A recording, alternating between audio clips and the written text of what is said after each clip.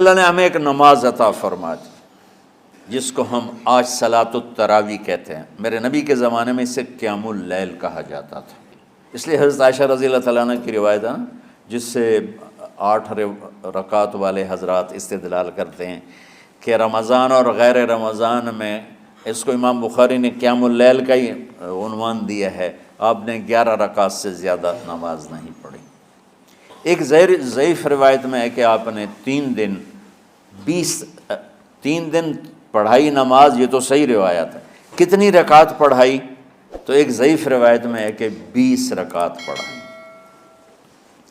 اچھا، ضعیف روایت سے عبادت ثابت نہیں ہو سکتی حکم شرعی، تو جب حضرت عمر رضی اللہ تعالیٰ عنہ نے سب کو، اب میرے نبی کے دور میں 3 دن کے بعد آپ تو آئے نہیں کہ کہیں فرض نہ ہو جائے، تو صحابہ اپنے طور پر قرآن سنتے تھے ٹولیوں میں۔ صدیقی دور میں 2 سال وہ فتنوں میں گزرا، تو اس میں بھی اسی طرح چلا کہ ٹولیوں میں ہوتے تھے۔ حضرت عمر رضی اللہ عنہ کے زمانے میں حکومت مضبوط ہو گئی، طاقتور ہو گئے، تو ابتدائی سالوں میں نہیں، چند سالوں کے بعد اب مسجد میں تشریف لائے تو لوگ اس طرح کوئی 4 ادھر 4 ادھر 5 ادھر 10 ادھر 20 ادھر، تو کہنے لگے ان کو ایک امام پہ جمع کر دیا جائے تو کتنا اچھا ہوگا۔ تو آپ نے سب کو اکٹھا کیا اور ابی بن کعب رضی اللہ تعالیٰ عنہ کو امام بنایا اور سب کو ایک نماز پہ جمع کر کے 20 رکعت کا حکم عطا فرمایا۔ تو حضرت عمر کا یہ عمل اس حدیث کو مضبوط کر دیتا ہے کہ چونکہ میرے نبی نے کہا علیکم بسنتی و سنت الخلفاء الراشدین من بعدی، کہ میری اور میرے خلفاء راشدین کی سنت پر مضبوطی سے عمل کرنا۔ تو حضرت عمر کا جو 20 رکعت طے کرنا ہے، اگر ان کا اپنا اجتہاد ہے تو بھی ہمارے لیے عمل کے لیے کافی ہے، اور اگر ان کو یہ یاد ہے کہ میرے نبی نے 20 پڑھی تھیں تو اور زیادہ اچھی بات ہے۔ لیکن بہرحال جو 8 پڑھتا ہے ہمارا اس پہ بھی کوئی اعتراض نہیں، چونکہ وہ بھی حدیث کے ساتھ بات کرتا ہے، اور باقی پوری امت 20 پڑھتی ہے ان پر بھی اعتراض نہیں۔ میں ایک جگہ سے گزر رہا تھا، نماز کا وقت ہو گیا، اہل حدیث کی مسجد تھی، میں وہاں نماز پڑھنے چلا گیا، تو ایک بہت بڑا اشتہار لکھا ہوا تھا 20 تراویح ثابت کرنے والے کو 5 لاکھ روپے انعام، کہ 20 تراویح، سینکڑوں سال سے امت کا عمل 20 تراویح آ رہا ہے۔ تراویح کا نام جو پڑھا مجھے یوں لگتا ہے کہ اہل مکہ، یعنی اہل مکہ جو تھے نا، وہ 4 تراویح پڑھ کے ایک طواف کرتے تھے، تو وہ آرام کے لیے ہوتا، ترویحہ آرام، تھوڑی دیر کا آرام، تو 4 تراویح کے بعد ایک طواف کرتے تھے، وہ چھوٹا سا طواف 10 منٹ میں ختم ہو جاتا تھا، اور پھر 4 تراویح پڑھتے تھے، پھر طواف کرتے تھے، پھر 4 پڑھتے تھے، پھر طواف کرتے تھے۔ یہ صحابہ کے تھوڑے بعد کے دور کی بات۔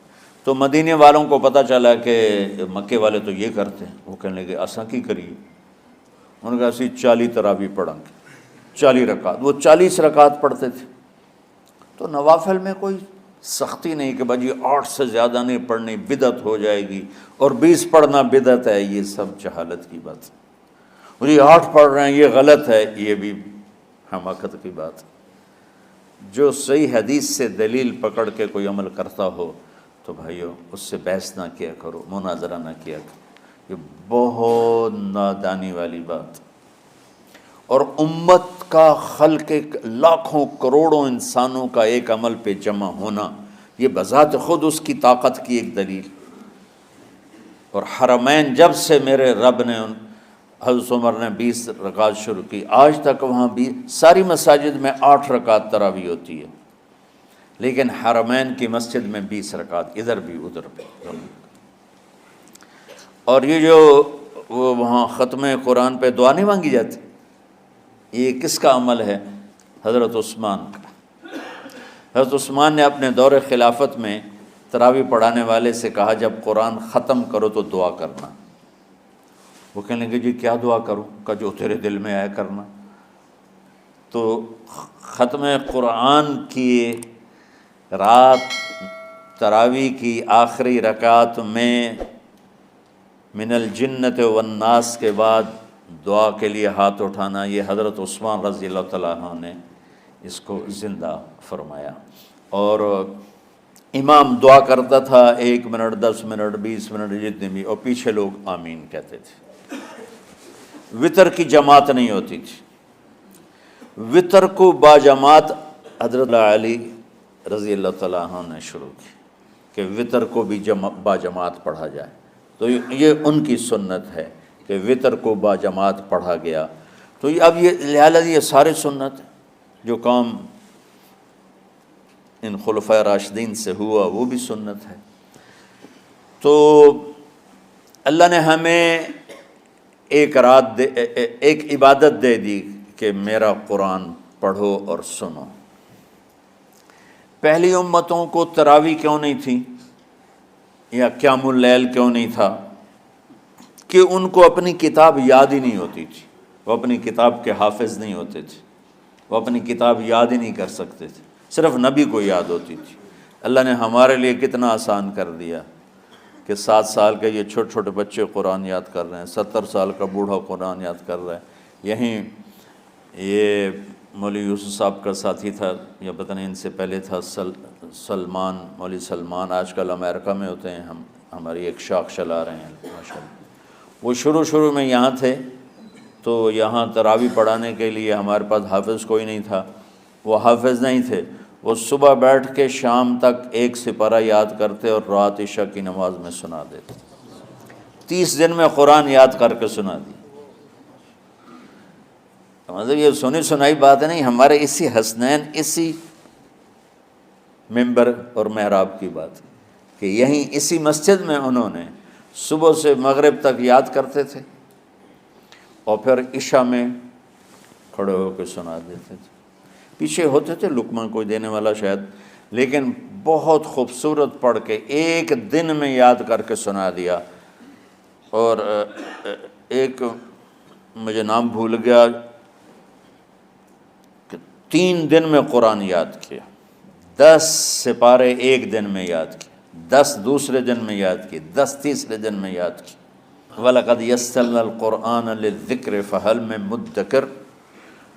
تو اللہ تعالیٰ نے اس کو نصیحت کے لیے بھی آسان کیا ہے اور یاد کرنے کے لیے بھی آسان کیا ہے۔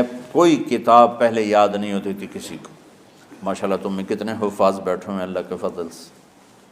تو اللہ نے ہمیں رات کی نماز عطا فرمائی، اور چونکہ یہ ایک مشقت ہے تو میرے نبی نے کہا یہ رات کی نماز کے ہر سجدے پر 1500 نیکی لکھی جاتی، 1500 نیکی لکھی جاتی۔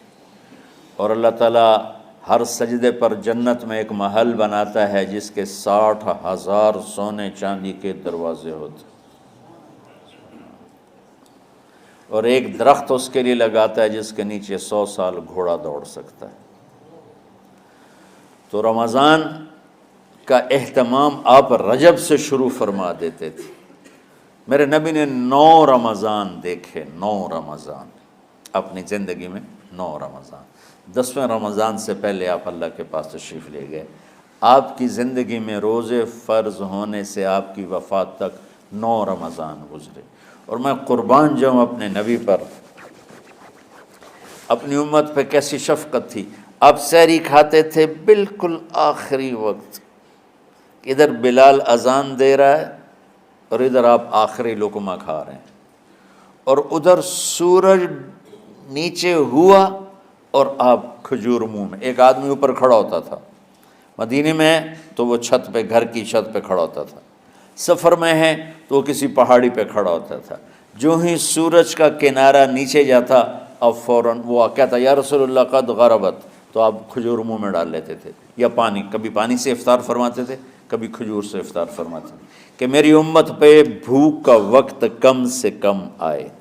آج کل جو یہ ہمارے افطاری کے اوقات ہیں نا، یہ سورج ڈوبنے کے بھی 2-2.5 منٹ بعد کے ہیں کہ احتیاطاً، ٹھیک ہے چلو احتیاط کر لو کوئی مسئلہ نہیں، لیکن اصل ہے ادھر چونکہ اب سورج ہمیں نظر ہی نہیں آتا ہے، اس طرح ہم گھرے ہوئے ہیں شہروں میں، دیہاتوں میں بھی اب اس طرح کا ماحول ہے کہ وہ نظر نہیں آتا ہے، تو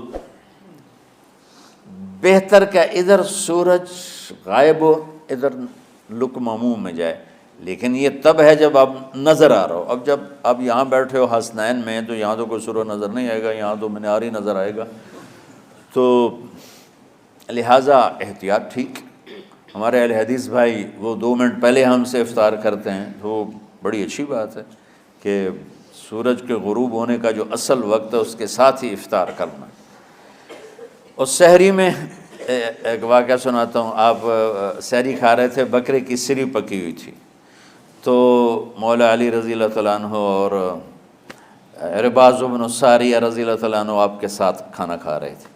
تو حضرت بلال ہے، یا رسول اللہ وقت ختم ہو گیا ہے، میں اذان دینے جا رہا ہوں، آپ برائے مہربانی کھانا پینا بند کریں۔ اور یہ کہہ کر چلے گئے۔ ایک انصاری عورت تھی، اس کے گھر کی چھت پہ چڑھ کے اذان دیتے تھے۔ چڑھنے لگے تو پھر واپس آئے کہ دیکھوں اللہ کے نبی نے کھانا چھوڑ دیا یا نہیں۔ آ کے دیکھا تو وہ کھا رہے تھے۔ انہوں نے کہا یا رسول اللہ واللہ لقد اصبحت، یا رسول اللہ اللہ کی قسم سحری کا وقت ختم ہو گیا، صبح ہو گئی۔ تو آپ نے ہاتھ پیچھے کر لیا، کہہ رہے تیرا بھلا ہو بلال، ابھی وقت باقی تھا، تیرے قسم کھانے پر اللہ نے اس کو پہلے نکال دیا کہ تیری قسم کہیں جھوٹی نہ پڑ جائے۔ تو حضرت علی نے فرمایا کہ اگر بلال قسم نہ کھاتے تو جب تک میرے نبی کھاتے رہتے صبح صادق نہیں ہونی تھی۔